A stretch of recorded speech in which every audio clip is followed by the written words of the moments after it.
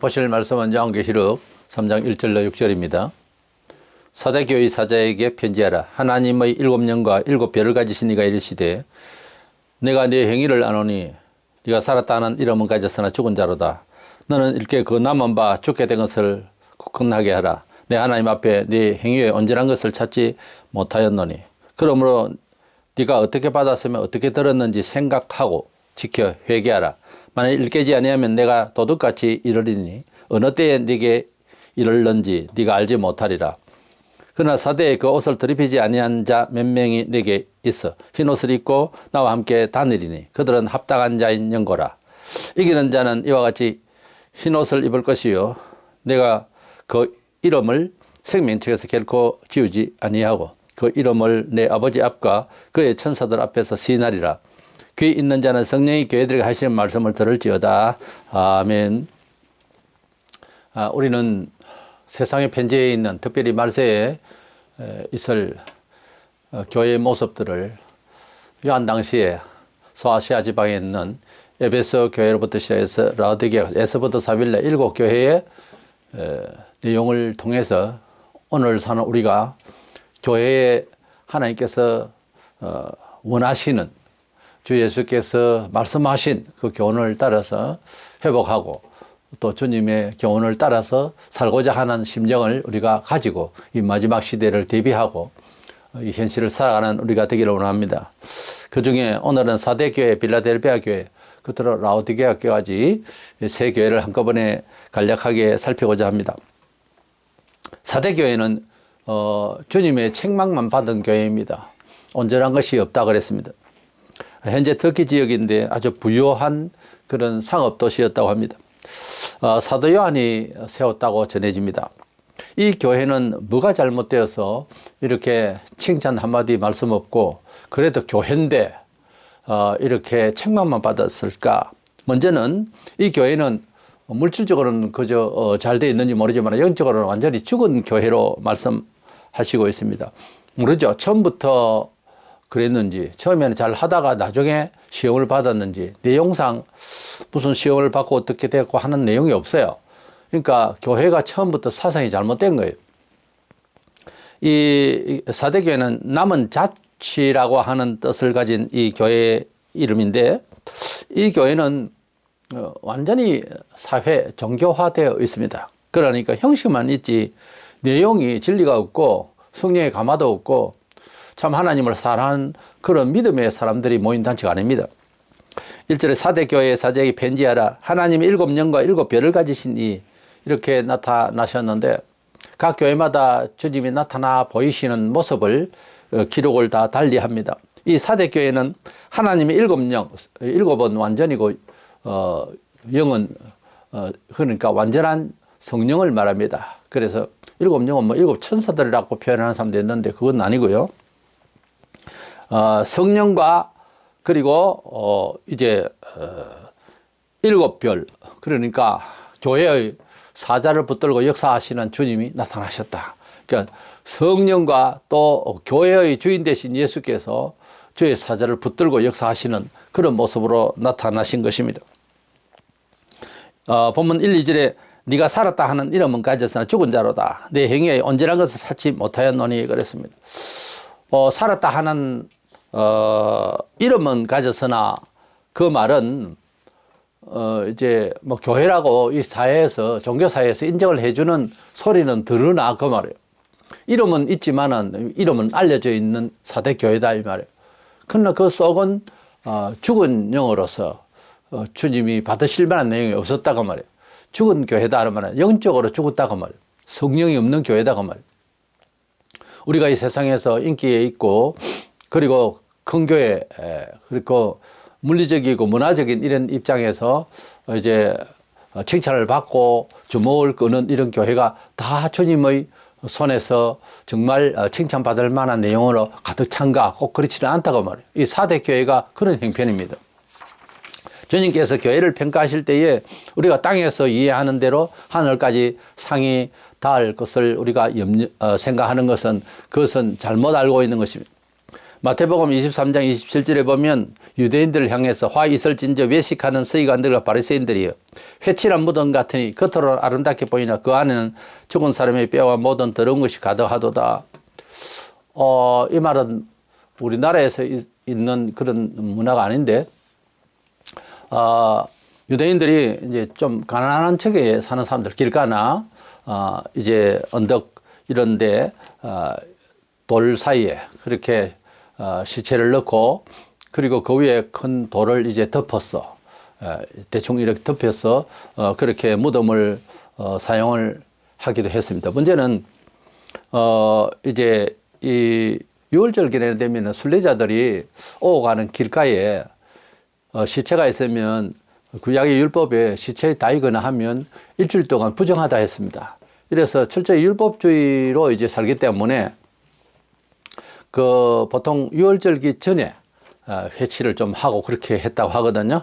그래서 무덤 안에 뼈가 있고 썩어서 이렇게 되어 있는데 이것이 이제 무덤이다 하면 피해가고 불편하니까 회가루를 칠해서 무덤 아닌 양 그렇게 한다는 거죠. 그래서 그 내용입니다.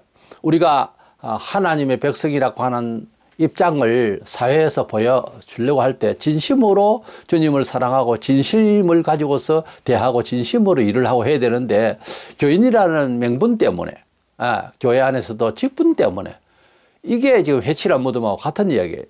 그래서 형식만 가득하고 진짜 속은 아니라는 거죠. 그래서 회칠한 무덤처럼 그렇게 믿는 교회다 그거예요. 완전 형식으로만 가득 찼다 그 말입니다. 이런 형편이 날이 갈수록 교회가 그렇게 될 수밖에 없어요. 왜냐하면 물질적인 것이 지배하고 자유롭지를 못해요 사람들이. 그래서 정신을 거기에 이제 맞추어서 살려고 하니까 참된 신앙으로 사는 게 자꾸 약해지는 겁니다. 통계적이고 합리적이고 물질적이고 문화적인 이런 데서는 아주 그 민감하게 받아들이면서 하나님께서 인도하심에 대해서 약속하심에 대해서 특별히 내세에 대해서 이 관심이 자꾸 없어져요. 이런 사대교회 성질을 교회에서 얼마든지 우리가 볼 수 있고 시험을 받을 수가 있습니다. 그래서 이 교회에서는 참된 회개가 참 필요하다고 했습니다. 우리 둘째 생각하는 것은 이 교회가 빨리 회개하지 않으면 화를 받을 것을 말씀하고 있습니다.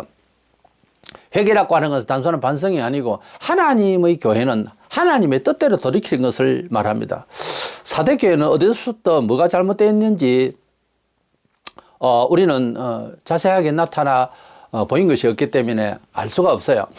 다른 교회는 보면 가령 니골라당을 따랐다든지 이세벨주의라든지 뭐 이런 내용이 있는데 이 교회는 지금 내용 자체가 없는데 그러나 3절에 보면은 그러므로 네가 어떻게 받았으면 어떻게 들었는지 생각하고 지켜 회개하라. 만일 이렇게 하지 않으면 내가 도둑같이 이르리니 어느 때 네게 이르는지 네가 알지 못하려 그랬어. 어떻게 받았으면 어떻게 들었는지. 그러니까 이 사람들이 진리의 말씀을 지도자가 뭐 어떻게 전한다고 전했겠죠. 네가 어떻게 받았으면 어떻게 들었는지 생각하고 이 말씀에서만 이제 근거를 삼을 수가 있는데 그러니까 하나님의 말씀을 겉들었다는 거지. 이 하나님의 말씀을 들을 때 귀담아 듣지 아니하고 세상에 가득한 생각을 했으니까 졸음이 오는 거예요. 하나님의 말씀을 말씀답게 들을 생각을 안 하는 거예요. 네가 들은 바를 기억해라. 그러니까 우리가 교회가 바로 되려면 하나님의 진리를 그대로 수용하려고 하는 자세가 필요해요. 이 교회가 진리에 대해서 생각이 없었던가 봐. 그러니까 어떻게 들었고 또 무엇을 받았는지 자세히 기억을 하고 생각하고 그랬잖아요. 그리고 회개해라. 그러니까 하나님의 말씀을 도무지 우리가 반성을 한다든지 어떤 믿음으로 사는 활동에 있어서 기초가 하나님의 교훈이 되어야 될 것 아니에요. 근데 그게 하나도 없으면은 어떻게 살아가는지를 스스로 평가하기 어려워요. 신앙으로 말이죠. 평가를 할 때. 지금 교회가 그런 상황이었어요. 회개하라. 빨리 생각하고 회개하라 할 때 그거 회개하라는 명령으로 되어 있는데 메타노에라는 말은 능동태 명령형으로서 즉각 돌이키라는 그런 뜻이 있습니다. 안 그러면은 내가 도둑같이 너에게 이럴 것이다. 도둑은 언제 와요? 우리가 지키지 않으면 몰래 들으잖아요. 물론 날강도도 있지만은 보통 이제 우리가 도둑이 들어온다 할 때 우리가 태만하고 잠자고 우리가 집을 비우고 우리가 지키지 않을 때 도둑이 들어온다 이렇게 볼 때에 네 마음을 네가 지키지 아니하고, 신앙을 말하자면 지키지 아니하고 하나님 뜻대로 안 사니까 그런 낭패를 당하는 일을 내가 만들 것이다, 그 말. 그래서 도둑같이 임한다는 말은 우리 성도들이 할 소리가 아닙니다. 불신자에게 또는 신앙이 견고치 못할 때에 사고를 당한다, 이게. 주님이 견책을 받는다, 이게. 주의 재림을 보고 이제 두고 말을 할 때도 그렇습니다. 주께서 재림하시는 날에는 재림하실 때에 형식이 교인이지 맹물이 교인이지 완전히 눈이 어두워져 있기 때문에 주님이 재림하시는 일이 앞으로 우리가 계속 보겠습니다만 철저하게 사설적이에요. 현실적이라고 팩트에 의해서 주님이 오실 것을 목사가 막 전합니다. 그때는 대단히 많이 전하게 돼 있어요. 저도 이 때가 마지막 때인 줄 알고 계시록만 전적으로 지금 전하기를 원하는데 그런 마음을 주셔서 하는 거예요. 근데 그때가 되면은 비신자는 관심이 없어요. 세상적에 빠져가지고서 모든 계산이 그쪽이야. 그러니까 주님이 뭐라 하실까? 주님이 오시면은 내게 칭찬하실까? 이런 그 민감한 반성과 그런 판단을 가지고서 살려고 하는 자들이 주님이 오실 때 맞이할 때 기쁘지. 그렇지 않으면은 몰라. 구원을 받을지는 몰라도 굉장히 두려울 거예요. 그래서 이 교회가 지금 잠자고 있고 마치 그런 찰나에 도둑이 들어오듯이 그래서 내가 너희에게 똑 도둑처럼 가게 되는 그런 아주 두려운 공포가 너희에게 있을 것이다. 징계가 있을 것이다. 그런 뜻이에요. 그래서 참된 회개는 어떻게 받았고 무슨 말씀을 들었는지 잘 기억을 해서 말씀대로 돌이킬 수 있도록 하나님 뜻대로 돌이킬 수 있도록 그렇게 노력을 하고 회개해서 생활의 변화를 받아야 되는 거죠. 세 번째로 믿음의 작은 불씨가 있었는데 주님은 그래도 주님의 교회니까 이 교회가 회복되기를 바라고 또 긍휼히 여기신 내용이 나옵니다. 뭐 이것을 칭찬했다는 말은 아니고요. 4절에서 영으로 죽은 상태의 교회지만은 믿음의 흰옷을 입고 있는 몇 명이 있었다고 그랬어요. 이 사람들 구원의 생명책에서 지우지 않겠다. 근데 이들이 과연 거기서 교회 생활을 하면서 얼마나 사대교회 상황이 이런데 주님의 평가가 정확하잖아요. 근데 여기 몇 명이 참 믿음을 지니고 있다고 하는 이런 놀라운 은혜입니다. 이 사람들은 정말 칭찬받을 만하죠. 어떻게 보면. 왜냐하면 그런 영적인 안 좋은 그 정도 됐으면 사역자도 형편이 없었을 거예요. 그런 상황에서 믿음을 잘 지킨다는 것은 굉장히 어려운 거잖아요. 우리가 동료의식이라는 게 있습니다. 분위기라는 게 있고. 그래서 그런 이제 영향권에서 있을 때에는 참 믿음을 바로 지키는 참 힘든데 이렇게 몇 명이 있었던 거예요. 5절에 그 이름을 내 아버지 앞과 그의 천사들 앞에서 시인하리라. 우리가 믿음을 고백하고 삶을 선택하는 모든 은행에 대해서 심판날에 전부 다 변호를 해 주실 것입니다. 이때 주님께서 이 사람은 이 목사는 이 성도는 내가 다 알고 있다고. 아버지 앞에 우리가 이제 시인하고 선택한 모든 심정과 그때 순간을 다 아시기 때문에 이 친구가 나 생각하면서 어느 날 어느 시에 뭔 일을 참으면서 눈물 흘리는 내가 봤다고. 이 친구가 선택하면서 손해본 걸 내가 안다고 전부 변호해 주실 거예요. 그 생각을 하나도 안 하니까 세상에서 비신앙으로 사는 거예요. 그때 그 변호해 주실 주님을 생각하면 우리가 지금 다 보고 계신다고 생각을 하고 얼마든지 우리가 마음을 다하고 목숨을 다하기까지 그렇게 주님을 사랑해야 될 것입니다. 마태복음 10장 32절 3절에 누구든지 사람 앞에서 나를 시인하면 나도 하늘에 계신 내 아버지 앞에서 그를 시인할 것이요. 누구든지 사람 앞에서 나를 부인하면 나도 하늘에 계신 내 아버지 앞에서 그를 부인하리라. 우리가 하나님을 믿는다고 하는 것은 산에서 공중으로 대놓고 고함을 지르는 것이 아니고 사람들에게 내가 주를 믿는다는 믿음의 고백이 현실적으로 말로서도 그렇고 말도 아무렇게나 하나요? 편할 때는 말이사 아무렇게나 내 믿겠다, 사랑한다, 하나님을 사랑한다 그럴 수 있겠죠. 근데 어려울 때, 환란이 올 때는 문제가 달라요. 죽인다 그러고 들이대 보세요. 그러니까 우리가 끝까지 우리의 양심적 고백을 위해서는 작은 일부터 시작해서 진짜 신앙으로 주님이 주신 것이요 주님께 영광을 돌리는 마음으로 그렇게 모든 범사를 살아야 정말 위급한 상황에서도 주님을 사랑하고 주님을 위하여 하는 전제로서 말을 하게 되었어요. 주님께 뭘 들으겠다 해놓고 상황이 탁 바뀌면 이거 못 들어요. 이거 내가 써야 돼요. 이런 게 사람이거든요. 그럼 결국 뭐네요? 그러니까 이거를 내가 뭐 편할 때 말하는 것하고 기분 좋을 때 말하는 것하고 상황이 부딪혔을 때하고는 완전히 달라요. 그러니까 상황이 안 좋을 때 믿음을 어떻게 말하고 말부터요. 어떻게 말하고 어떤 생각을 하느냐 하는 것이 그 사람의 영혼 중심이에요. 그러니까 축복받을 그릇의 무게라고.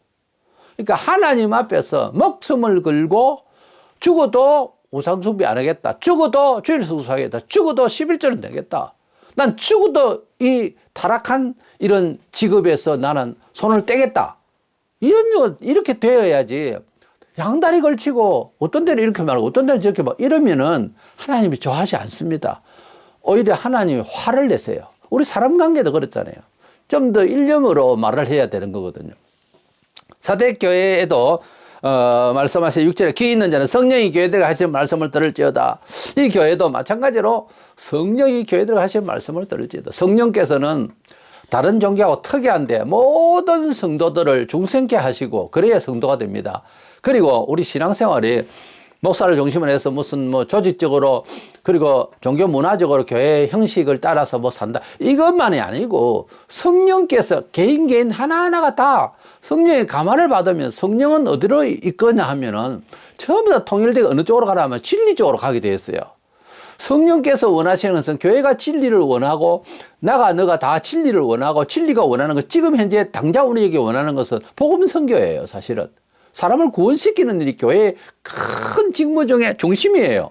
다른 문화 인프라를 위해서 우리가 일하는 것은 복음을 원만하게 전하고 사람 대하기 좋도록 국가에 대한 것도 자유민주주의를 선택하는 그것도 모든 문화도 그렇습니다.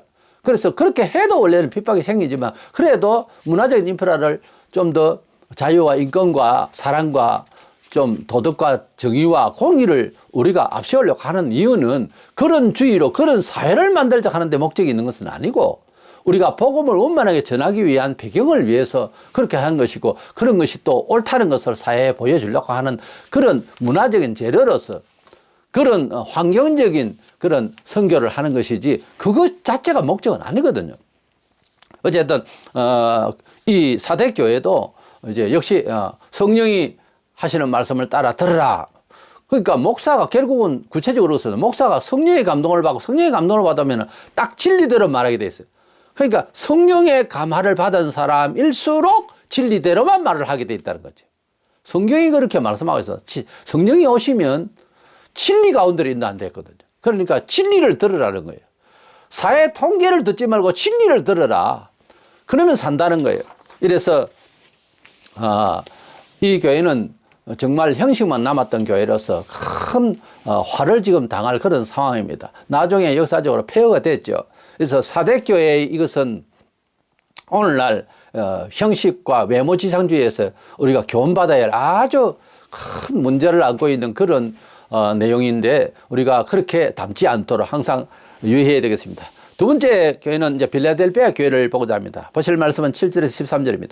빌라델피아 교회의 사제에게 편지하라. 거룩하고 진실하사 다윗의 열쇠를 가지신 이 곧 열면 닫을 사람이 없고 닫으면 열 사람이 없는 그가 이르시되 볼지어다 내가 네 앞에 열린 문을 두었으되 능히 닫을 사람이 없으리라. 내가 네 행위를 아노니 네가 작은 능력을 가지고서도 내 말을 지키며 내 이름을 배반하지 아니하였도다. 보라 사탄의 회당 곧 자칭 유대인을 하나 그렇지 아니하고 거짓말하는 자들 중에서 며칠 내게 주어 그들로 와서 네 발 앞에 절하게 하고 내가 너를 사랑하는 줄을 알게 하리라. 네가 나의 인내의 말씀을 지켰은즉 내가 또한 너를 지켜 시험의 때를 면하게 하리니 이는 장차 온 세상에 임하여 땅에 거하는 자들을 시험할 때라. 내가 속히 오리니 네가 가진 것을 굳게 잡아 아무도 네 멀리 원한을 빼앗지 못하게 하라. 이기는 자는 내 하나님 성전에 기둥이 되게 하리니 그가 결코 다시 나가지 아니하리라. 내가 하나님의 이름과 하나님의 성 곧 하늘에서 내 하나님께로부터 내려오는 새 예루살렘의 이름과 나의 새 이름을 그의 위에 기록하리라. 귀 있는 자는 성령이 교회들과 하시는 말씀을 들을지어다. 아멘. 빌라델피아 교회는 형제를 사랑한다는 건 뜻이 있습니다. 빌라델피아라는 말은 고운 도시로서 포도 생산에 풍요했고요. 그런 이제 여건이었습니다. 7절에 빌라델피아 교회의 사제에게 편지하 거룩하고 진실하사 다윗의 열쇠를 가지신 이곳 열면 닫을 사람이 있고 닫으면 열 사람이 없는 그런 주님으로 나타나셨습니다. 각 교회마다 주님이 나타나신 모습의 형용은 그 교회의 중심을 말합니다. 그 교회에 그렇게 되어져야 될 혹은 그 교회에 가지고 있는 영성을 말하는 거예요. 다윗의 열쇠를 가지신이라고 하는 건 다윗은 왕중의 왕으로서 성군들을 우리가 보고 있습니다. 그런 왕이시고 또 그런 권세로 이 교회에 함께 하신다 그런 말이에요. 그러니까 왕권적인 역사를 하고 그런 권세를 가지고 있고 거룩한 성군 다윗의 그런 정신을 가지고 있는 교회라고 말이에요. 그런 교회로 주님이 보고 계시는 것입니다. 이래서 빌라델피아 교회의 믿음은 영적으로 왕권적인 그런 힘을 가지고 있다 이런 뜻입니다. 먼저 첫 번째 생각에서 세상적으로는 그러니까 문화적으로 아주 그 교회 수도 그렇고 약한 교회입니다. 그렇지만은 진리는 아주 충만한 교회로서 정말 뭐 우리 속말로 알짜배기만 들어있습니다. 참 한 사람 한 사람이 예수 안에서 충만한 정말 진리를 사모하는 사람들만 가득합니다. 8절에 보면 볼지어다 내가 네 앞에 열린 문을 두었을 때 능히 다를 사람이 없으리라. 내가 네 행위를 아노니 네가 작은 능력을 가지고서도 내 말을 지키며 내 이름을 배반하지 아니하였도다 그랬습니다. 우리가 무엇을 많이 주면 하나님 사랑하겠습니다. 주로 이렇거든요. 그 이제 상업적 계산이지. 그것도 그렇게 할지 모릅니다. 안 할지도 모르고. 그런데 이 교회는 모든 것이 연약하지만은 주님을 충분히 사랑하는 데는 목숨을 걸고 있으니까요. 돈이 많으면 주님을 사랑했다. 아니요. 없어도 주님을 사랑하기를 원합니다. 그래서 우리가 이런 시대에 물질주의 시대에서 빌라델피아 교회의 정신을 우리가 받아야 되는데 약하기 때문에 뭘 못한다. 이런 변명을 허다히 하거든요. 근데 아니에요, 이거는. 주님이 연약한 가운데서 적은 능력을 가지고 그러니까 뭐 은사적인 면이나 돈이나 뭐 세력이나 사회에 내놓으면 뭐 힘이나 뭐 권세, 그거 다 약한 거예요. 그런데 주님을 사랑하기를 너무 극진히 사랑하니까 그 작은 것을 통해서 사회에 빛을 발하는 거예요. 이게 지금 빌라델피아 교회의 내용입니다. 9절에 사단에 해당인 유대인들이 아주 이 나쁜 무리가 있는데 이들이 이 교회를 핍박을 하고 있었습니다. 그래도 믿음을 철저히 지키고 그들을 잘 방어하고 있었습니다. 그러니까 너무 잘하고 있어서 주님께서 9절에 보라 사탄에 해당 곧 자칭 유대인을 하나 그렇지 아니하고 거짓말하는 자들 중에서 며칠 내게 주어 그들로 와서 네 발 앞에서 절하게 하고 내가 너를 사랑하는 줄 알게 하리라 그랬습니다. 이 말은 이제 너희들이 그렇게 믿음을 잘 지키니까 결국은 유대인들이 그렇게 너희들을 해방하고 하지만 결국 무릎을 꿇게 될 것이다. 너희들 앞에서 무릎을 꿇게 할 것이다. 이렇게 축복의 말씀을 하셨어요. 얼마나 좋아요. 핍박자가 와서 결국 우리 앞에서 무릎을 꿇게 한다. 이것은 믿음을 그만큼 제대로 가진 자에게 지금도 역사하시는 능력으로 역사하시는 그렇게 이제 섭리하시는 주님이십니다. 실제 이 교회만 아니라 개인적으로도 주님을 정말 사모하고 정말 주님 앞에서 옳다 인정함을 받으면요 악당이 와서 무릎을 꿇는 그런 경우가 허다해요. 이래서 우리가 이런 은총을 받아야 될 줄로 믿습니다. 빌라델피아 교회는 진리를 따라 사는 교회로서 정말 그 목숨을 걸고 사는 그런 교회였습니다. 우리가 앞서 본 대로 스무나 교회도 좀 그랬죠. 아주 비슷한 그런 내용입니다. 이들은 뭐 연약하지만 그것을 탓하지 않았습니다. 일사각오의 정신이었습니다.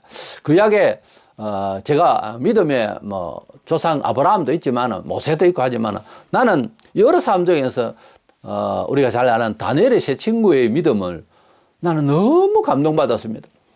그 사람들이 이제 왕의 신상을 보고 절하지 않으면 죽인다고 불 가운데 던진다고 그렇게 했습니다. 그랬을 때에 찾아와서 다니엘 3장 17, 8절에 왕이여 우리가 섬기는 하나님이 계시다면 우리를 맹렬히 타는 풀무불 가운데서 능히 건져시겠고 왕의 손에서도 건져내시리이다. 그렇게 하지 아니하실지라도 왕이여 우리가 왕의 신들을 섬기지도 아니하고 왕이 세우신 금신상에게 절하지도 아니할 줄을 아옵소서 그렇게 말하고 있어요. 이 표현이요 왕을 가르치려고 듭니다. 지금 적어도 왕을 나무라는 소리예요. 하나님께서 우리를 왕이 밉다고 그렇게 풀무불 가운데 집어 던져서 태우려고 하지만은 그것에서도 하나님은 사실 건질 수 있어요. 혹시 안 건지시고 우리를 그냥 숨겼게 하시더라도 우리는 신상 앞에 절할 수 없어요. 그리 아옵소서 또 이렇게 말을 이제 못을 박습니다. 보통 사람이 아니에요. 그러니까 우리 지금의 이 시대에 심통 뭐 구약의 축복 받은 것, 뭐 전쟁에 이긴 것, 이걸 자꾸만 덜먹이는데 구약 시대의 이 친구들 보세요. 조건적으로 믿어요. 오늘날 잘 믿으면 축복받고 못 믿으면 뭐 벌받고 이런 쪽으로 물리적으로만 생각하고 문화번영주의 신학이 조영기 목사를 통해서 너무 많이 퍼졌는데 미국의 로버트 H. 슐러 같은 이런 사람들 때문에. 그러나 우리가 구약시대에도 참 신앙은 그리스도를 위하여 민족을 위하여 핍박받았다고 모세에 대한 히브리서의 기자가 그렇게 평가했고 이 다니엘 세 친구처럼 조건적이지 않습니다. 우리가 하나님을 믿음에 하나님은 우리 구원자시의 영원한 아버지시니까 우상숭배하지 마라 했으면은 그렇게 핍박을 받아도 우리가 왕으로부터 불 가운데서도 건짐을 받는다. 그거는 확실하지만은 혹시 안 건져준다 해도 우상숭배 할 수 없다. 이렇게 말하기는 그렇게 쉽지 않습니다. 이렇게 강단 있고 이렇게 일사각오의 신앙으로 목숨을 초계같이 버릴지라도 우리는 하나님을 배신할 수 없다라고 한 그런 정신이 지금 이 교회에 있다는 거예요. 너무 귀중한 믿음 아닙니까? 그래서 빌라델피아 교회는 물질적인 그런 걸 가지고 뭐 잘 사니 축복을 받았니 이런 건 아예 입에 오르내리지도 않았고 그 교인들은 일반 다른 교회 교인이 쳐다보면요 똑바로 볼 수도 없었을 겁니다. 얼마나 기도를 하고 눈이 팔팔 살아있던지 눈에 총기가 빛이 바짝바짝 했을 거예요. 오직 예수, 오직 하나님만 흠이 되지 않게 살고자 하는 것이지 물질을 가지고서 생각하는 그런 뭐 탓하는 교회가 아니었습니다. 두 번째, 이 교회의 제일 큰 장점이 인내하는 교회라는 것입니다. 기독교는 합리적인 세상의 이치를 부정하고 하나님의 말씀 안에서 진리, 진리는 절대적 이치라는 사전적 의미가 있어요. 이것밖에 없다. 일방적인 거죠. 이 진리대로 살아라. 이렇게 당하면 세상이 좋아하지 않죠. 그런 경험이 없고 합리적으로 말이 안 되는 거예요. 이것도 있고 저것도 있는데 왜 너희들만 옳으냐 이거 아닙니까? 그러니까 핍박이 자연히 생길 수밖에 없는 거죠. 10절에 내가 나의 인내의 말씀을 지켰은즉 내가 또한 너를 지켜 시험의 때를 면하게 하리니 이는 장차 온 세상에 임하여 땅에 거하는 자들을 시험할 때라고 그랬습니다. 인내의 말씀을 지켰다. 이렇게 인내의 말씀이라고 행정에서 인내라고 하는 말을 썼어요. 하나님의 말씀은 그렇습니다. 우리 체질이 그렇고 사회 조직이 그렇고 유구한 역사 속에서의 경험이 이런 속죄법, 이런 축복의 기술, 이런 처세가 없었어요. 다른 철학과 여러 가지는 비슷비슷한 내용들인데 이 진리는 사람이 부활했다. 믿으면 용서를 받고 구원을 받는다. 내세 천국과 지옥이 있다. 죽은 자를 살린다. 뭐 이런 얘기는 세상에서 없어요.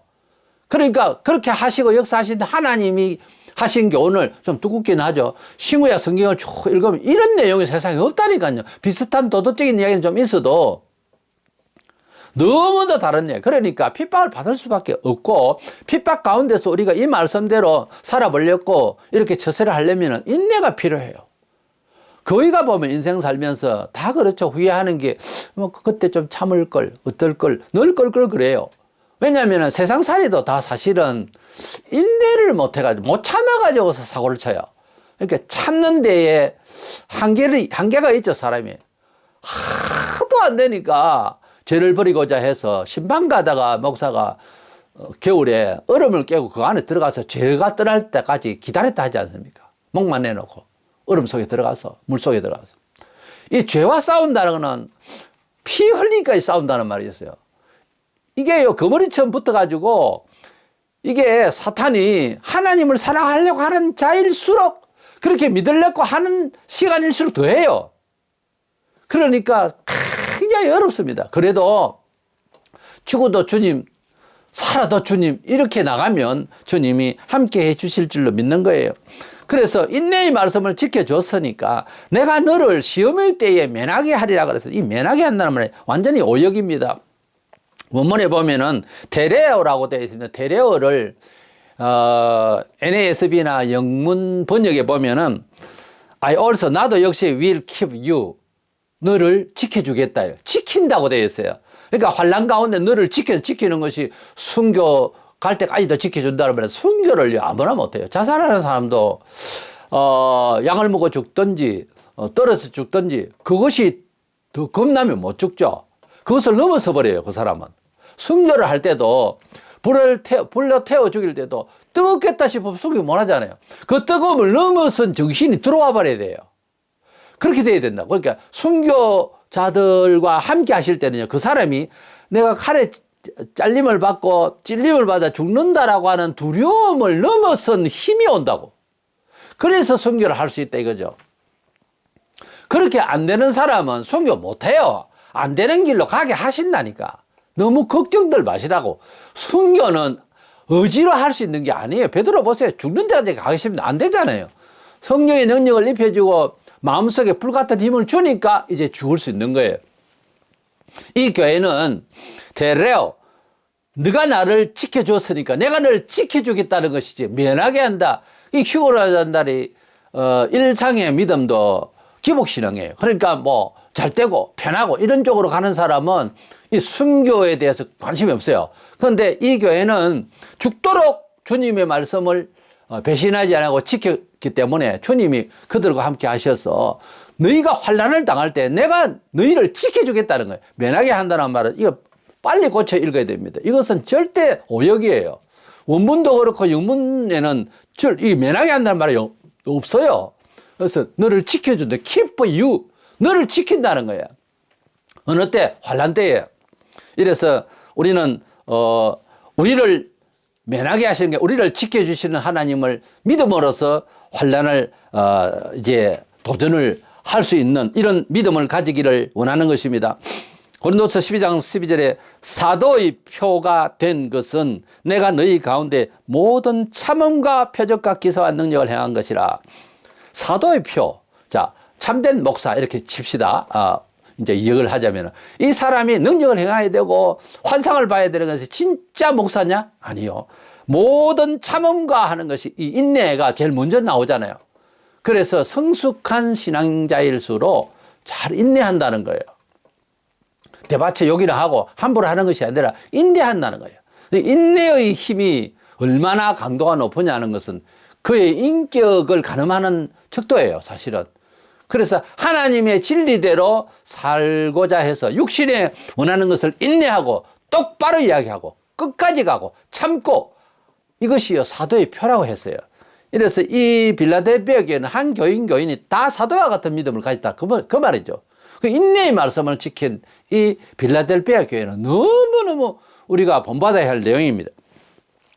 인내하는 것은 번영주의자들은 잘못된 것을 생각하는데 그래서 편하고 잘되고 뭐 전부 그렇게만 생각해요. 이 기복주의가 한 70년대 중반부터 수십 년을 지금 그렇게 온 교회를 지금 흔들어 놨습니다.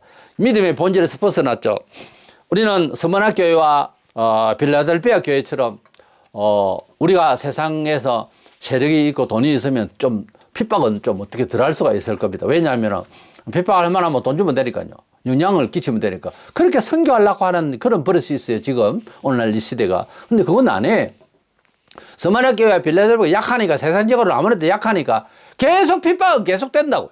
이 교회도 그렇고 서머나 교회도 잘 믿으면 이제 복을 받아야 되는데 요즘 우리 한국 교회가 생각하는 대로 솔직히. 근데 그게 아니고 계속해서 핍박을 또 기다린다고 그랬어요.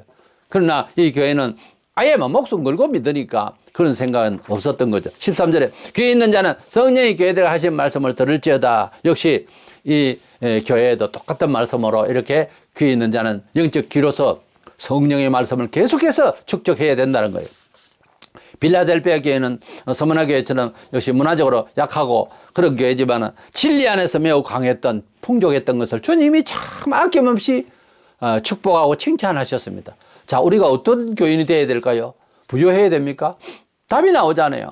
서머나와 빌라델피아 교회처럼 진리의 말씀을 사모하는 자가 주님께 언젠가는 그리고 이 세상 사는 동안에도 그리고 내세에서 칭찬을 주실 것을 알고 주의 진리 안에서 부요하시기를 원합니다. 마지막 번째 이제 7번째로 라오디게아 교회를 보겠습니다. 본문은 14절에서 22절. 왜 본문을 제가 계속 길게 읽라 하면은 사실 내용 자체에 답이 다 있기 때문에 성경 본문 읽을 때 은혜 받으시기 바랍니다. 라오디게아 교회의 사제에게 편지하라. 아멘이시여 충성되고 참된 정인이시여 하나님의 창조의 근본이신 네가 이르시되 내가 네 행위를 아노니 네가 차지도 아니하고 뜨겁지도 아니하도다. 네가 차든지 뜨겁든지 하기를 원하노라. 네가 이같이 미지근하여 뜨겁지도 아니하고 차지도 아니하니 내 입에서 너를 토하여 버리라. 네가 말하기를 나는 부자라 부유하여 부족한 것이 없다 하나 내 공고한 것과 가난한 것과 가난한 것과 눈먼 것과 벌거벗은 것을 알지 못한도다. 내가 너를 권하노니 내게서 불러 연달한 금을 사서 부유하게 하고 흰 옷을 사서 입어 벌거벗은 수치를 보이지 않게 하고 안약을 사서 눈에 발라 보게 하라.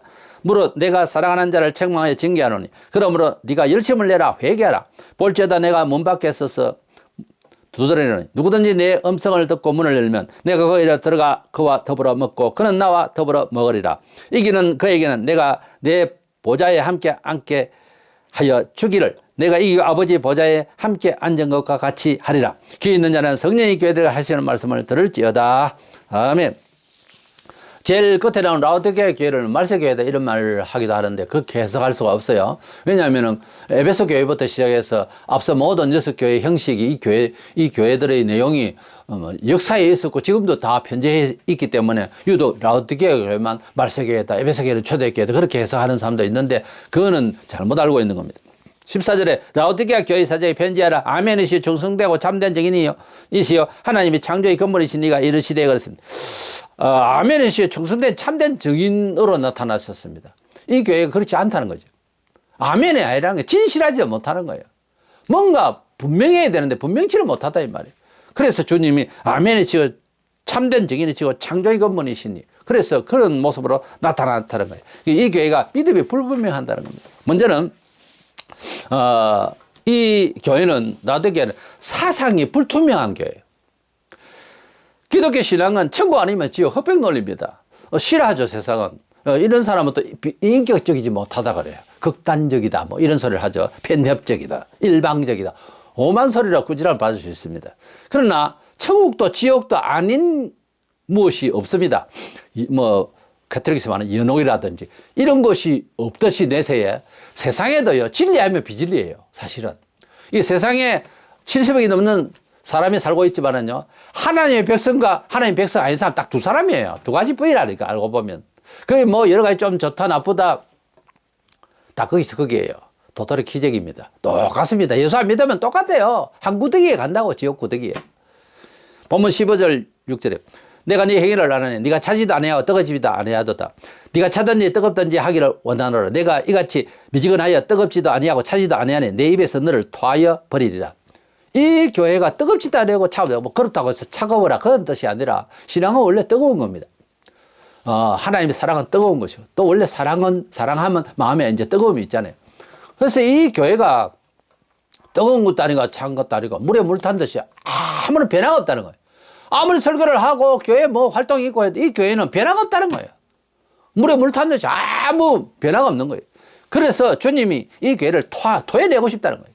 미지근해서. 원래 또 물맛도 그렇습니다. 우리나라는 뭐 은근 거 끊겨가지고 숭늉을 좋아하지만 탁 튀는 뭐 코카콜라에 민감하죠. 네.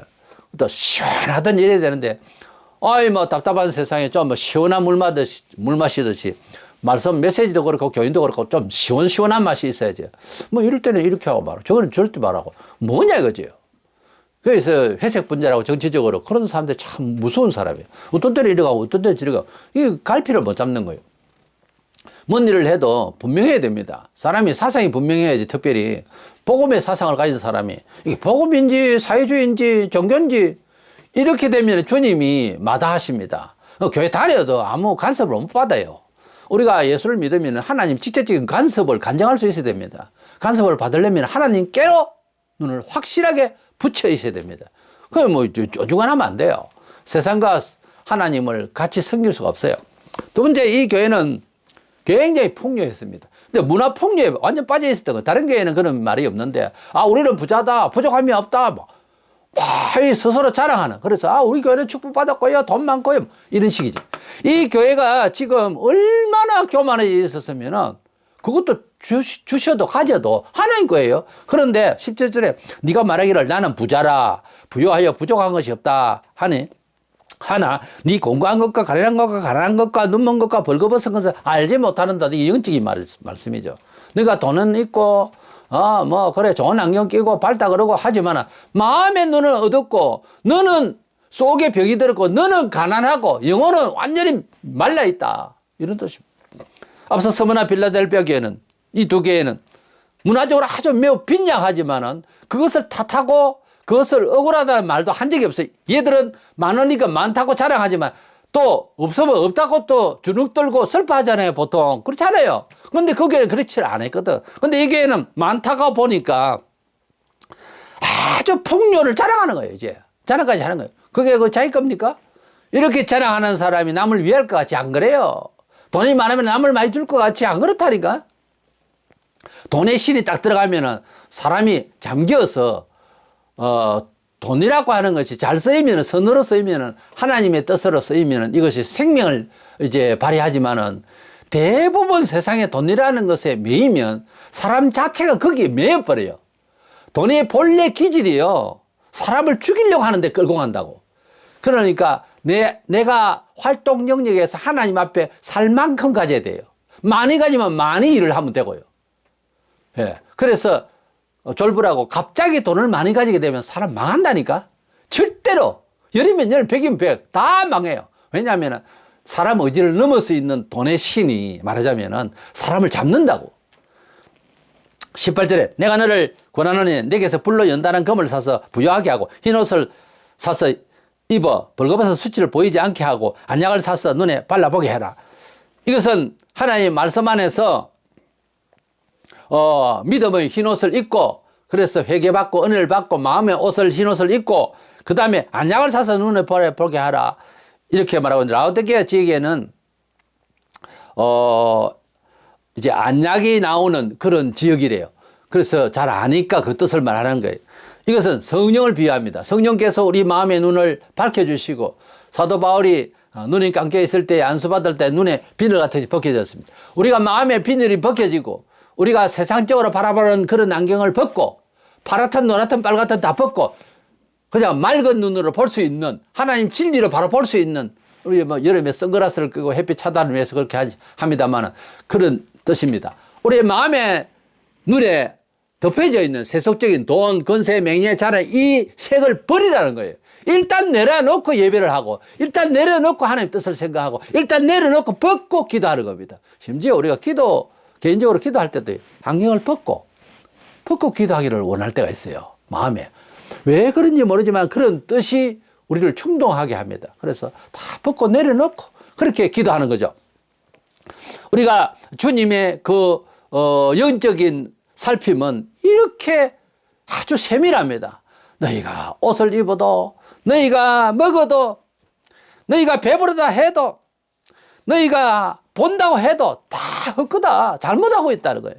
영적으로 보고 영적으로 옷 입고 바깥으로 치장하고 뭐 필요할 때는 좋은 옷을 입을 때도 있겠지만 그것이 아니고 진심이 있어야 된다는 거예요. 정말 우리가 뭐 축하할 파티나 또는 뭐 흉경사를 우리가 찾아갈 때 우리 옷도 중요하죠. 그러나 옷만 아니라 우리 마음이 정말 애도를 표하기 위한 마음이 필요하면 마음이 먼저 와야죠. 옷을 어떻게 입었냐 그것만 아니라 그리고 세 번째 이 교회는 자연히 그렇게 사니까 세속은 뭡니까? 물질주의 아닙니까? 세속과 친하고 있었어요. 그래서 주님과 친하자고 주님이 그들과 친교하자고 하시는 말씀을 19절 21절에 열심을 내라 회개하라 볼지어다 문을 열면 내가 그에게 들어가 그와 더불어 먹고 그는 나와 더불어 먹으리라. 이기는 그에게는 내가 내 보좌에 함께 앉게 하여 주기를 내가 이기고 아버지 보좌에 함께 앉은 것 같이 하리라 그랬습니다. 우리 주님께서는 우리와 함께 먹고 마시자 문을 닫아놓지 마음의 문을 닫지 말고 열어서 주와 함께 먹고 마시며 실생활을 그렇게 하자는 것입니다. 주와 함께 먹고 마신다 그와 더불어 먹고 마신다 이 말씀은요 우선은 주님 안에서 원만한 신앙생활을 하게 한다는 뜻도 있지만은 굉장히 신비로운 이야기입니다. 우리가 어떤 일을 기쁜 일을 막 만났을 때에 또 정말 잃어버린 자식을 찾았다고 할 때에 밥을 먹는데 같이 이 밥이 입으로 들어가는지 코로 들어가는지 모릅니다. 얼마나 먹었는지도 모르고 그럴 수가 있잖아요. 그런 겁니다. 주님을 정말 사랑하면 매 끼마다 밥을 먹을 때도 일반적인 정신이 아니에요. 주와 함께 먹고 마시는 그런 마음으로 산다는 것은 사실은 실제화될 수 있어요. 이 교회는 온갖 교회 행사나 뭐 하는 일들이 완전 세속적이야. 모든 게. 그래서 남북에 뭐 술만 안 들어갔더니 뭐 먹는 행식이나 태도나 정신이 세속적인 거야. 이러니까 나와 함께 먹고 마시자는 거예요. 주와 함께 먹고 마시는 것은 음식이 풍성한 거하고는 별개입니다. 이야기가.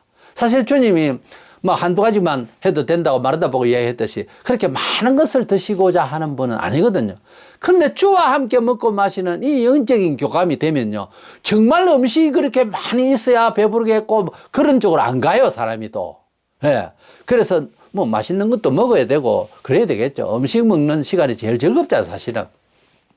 그럼에도 불구하고 주님이 안 계시면 안 된다는 거지. 된장찌개 하나를 놓고도 주님이 함께 하시는 마음으로 이렇게 대접받고 또 대접하고 이런 마음이 돼야지. 뭐 많이 차렸는데 더 먹으세요. 뭐 내 일이 차린다고 나 고생 많이 해. 이러면요, 소화 안 됩니다. 주님이 우리와 함께 하셔서 적으나 많으나 주님이 우리와 함께 하셔서 정말 기쁜 마음으로 대접하고 먹고 그렇게 이제 우리가 식사 문화가 돼야 되겠죠. 지금 여기에서 말씀하는 식사 자체가 아니고요. 우리 모든 삶의 호흡이 주와 함께 장사하고 주와 함께 직장 가고 주와 함께 운전하고 주와 함께 웃고 울고 주님이 우리와 소통을 계속해서 관계를 유지해야 되겠다 그 말이에요. 출애굽기 18장 12절에 보면 이스라엘 모든 장로가 와서 모세의 장인과 함께 하나님 앞에서 떡을 먹으니라. 회복이 되면요, 우리가 밥을 먹는데 우리끼리 먹는다 하더라도 우리 교우들이 함께 먹는다 하더라도 하나님 앞에 먹는 듯한 생각을 가지고 먹을 때가 있어요. 우리끼리 먹는다가 아니고 하나님 앞에 먹는다 이거야. 그래서 이스라엘 백성들이 은총을 받고 함께 하실 때는 하나님 앞에서 밥을 먹었다고 했어요. 하나님 앞에서 떡을 먹었다 그랬다 있거든요. 이것이 이 라오디게아 교회가 안 되고 있는 거예요. 모든 거 하는 일이 전부 인간적이야. 하나님이 앞에서 코람되고 하나님이 함께 하시고 동행하시며 그래 합석하시는 내용이 아닌 거예요. 이 일들이. 그러니 기가 막히는 거죠. 세속에 물들어 기독교 사상이 불분명한 이 라오디게아 교회. 22절에 귀 있는 자는 성령이 교회들 하시는 말씀을 들을지어다. 역시 이 교회에서 또 이런 말씀을 들었습니다. 말세가 되면은 라오디게아 교회처럼 분명히 교회 형식은 있고 태도는 그럴듯한데 내용이 아니라 이걸 잘 모른다고요. 모두가 영안이 어두우니까 서로 권면하는 이런 사랑이 참 사랑은요, 진짜 사랑은 충고하는 겁니다. 서로 이렇게 권면해야 되는데 다 영안이 어두우니까 뭐가 잘못인지를 모르고, 물론 충고 받을 때는 아프게 받아라고 하는 말이 있는데 충고를 받으면서 또 화를 내니까 충고도 또 하기 싫어지죠. 우리 친구 사이에서 충고를 안 듣잖아요. 그 다음부터 말 안 합니다. 진정한 친구는 그렇나 자네 내가 잘못했네 이렇게 나가야 이 좋은 친구가 되는 거지. 싫다 그러고 화내면 그 친구하고 안 사귀죠. 사람의 관계가 그렇잖아요. 우리 교회는 신앙이 연약한 것도 있지만 잘 알기는 아는데 신앙이 세상과 짝해서 불투명한 사상으로 사는 사람이 허다합니다. 이게 이쪽인지 저쪽인지 불분명하다. 그것도 계속 연습되면은 중도를 달린다고. 우리 정치 용어로 뭐 정독하는 말을 많이 하는데 사실은 중도는 좌파요. 중도가 어디 있어요? 그래서 우리는 이 신앙사상이 뚜렷하려면은 안약을 사서 눈을 밝게 하라. 이 말씀은 성령의 충만을 받아서 성령으로 눈을 열어서 지혜롭게 분석을 해야 돼요. 분별을 할 수 있어야 된다는 거죠. 그래야 바른 분별을 해야 충고를 하면 알아듣는데 너무 어두우니까 너무 세속화되어 있으니까 바른 말을 해도 귓전에서 그냥 왔다 가는 거예요. 오늘날 목사세계도 마찬가지. 참된 진리의 말씀을 이야기를 하고 또 듣는 귀가 항상 열려 있어야 되는데 다 닫아버리고 세속적인 얘기만 하면 막 긴장이 되고 아주 눈이 바짝바짝해요. 그래서 제가 목사님들 모이는 이런 뭐 시찰이나 노회나 이런 게 싫습니다. 싫어요. 지금은 상황이 망가는 상황이지만 정말 가기 싫은 것이에요. 사람들이 모이면은 성령으로 정말 소통하고, 좀 전까지만 해도 나 혼자였는데, 이렇게 만나고 대화를 해봐요. 주님이 앞에 오시는 것 같아. 이런 마음이 돼야 되는데, 이게 완전히 인간적으로 되면 내가 더 신앙이 더 나빠지더라고. 이래서 이 라오디게아 교회의 이제 상황은 너무 부유하고, 얼마나 부유하고 풍성했던지 그걸 자랑하고 있을 정도라면은 내용이 그 나오잖아요. 다른 교회는 그냥 뭐 풍요한 것이 있어도 뭐 많으나 이런 정도만 돼. 이 교회는 많이 자랑한다고 돼 있으니까 엄청난 교회지 말하자면. 그런데 이게 사상이 불분명한 교회라서 토해내고 싶다는 거예요. 토해낸다고요. 그래서 주님이 이 라오디게아의 교회를 향해서 말씀하신 것이 오늘날 이 시대를 살면서 이거 뭐 세속적으로 물들어가지고 이 교회인지 이게 종교문화인지 이래 되면 주님이 토해낸다고 그랬어요. 오늘날 여러 교회가 이미 토해내져 가지고서 세상이 지팔배에 있는 교회도 너무 많습니다. 그래서 우리는 아시아 7교회를 이제 간단하게 쭉 둘러봤는데, 우리 주님께서 특별히 이 교회에 대해서 우리가 평가하는 가운데 다른 점이 있었다면은, 뭐가 잘 때 공과를 말씀 안 하더라고요. 뭐가 잘 되는 잘 되는 거는 어떻게 보면 당연한 거예요. 당연히 그래 해야 했었어요. 그런데 안 당연한 게 있어요. 연약하고 부족한데도 끝까지 말씀을 지키는 스무나 빌라델비아 교회는 칭찬 안 할 수가 없었어요. 그래서 칭찬을 해 주셨거든요. 내용상 에서부터 사빌라 7교회를 보면요, 부요한 것을 보고 잘못한 것은 감추어 주는 내용이 없어요. 없고, 부요한 거는 부요하다 잘했다 그런 정도고, 그리고 그렇지만 초심을 잃었거나 또 다른 사상을 유입했거나 세상과 짝하거나 사상이 불분명하면 가만 안 뒀습니다. 이래서 우리 주님이 정말 칭찬하는 교회 교인이 되려면 어쩌면 될까요? 스무나 빌라델비아 교회를 닮으면 되잖아요. 다른 교회도 물론 닮을 게 있어요. 에베소 교회 뭐 열심을 해가지고 좀 부유하게 되고 뭐 풍성하게 되고 다 좋은데, 그러다가 망했거든요, 또 교회가. 그래서 그쪽보다 스무나 교회와 빌라델비아의 그 정신을 우리가 가지면은, 필요한 것은 아무리 이런 완악한 시대고 어려운 시대지만은 도우시고 우리를 지켜주시는 keep you, 너를 지켜주겠다. I will keep you. 너를 이 환난에서 지켜주겠다고 하는 지켜주심, 함께 하심, 얼마나 큰 은혜인지 모릅니다. 이것은 말로써 휘하될 이야기가 아니고 실제화됩니다. 주님이 함께 하신다는 체험을 좀 하시기를 원합니다. 주님이 함께 하시면 정말 강도가 칼을 들고 있어도 겁나지 않아요. 주님이 함께 하시는 실제가 경험이 되면요, 세상에 무슨 뭐 합리적으로 돈과 권세, 이 계산을 안 한다니까. 주님이 우리와 함께 하시는 정말 그런 주님이 임마누엘 하시는 그런 은총을, 그런 경험을, 그런 체험을 위해서는 스무나와 빌라델비아 교회처럼 환경을 탓하지 말고 일사강으로 주님을 중심으로 사랑하는 그런 마음을 가지고 이 험한 세대를 승리할 수 있는 저와 여러분 되시기를 축원합니다.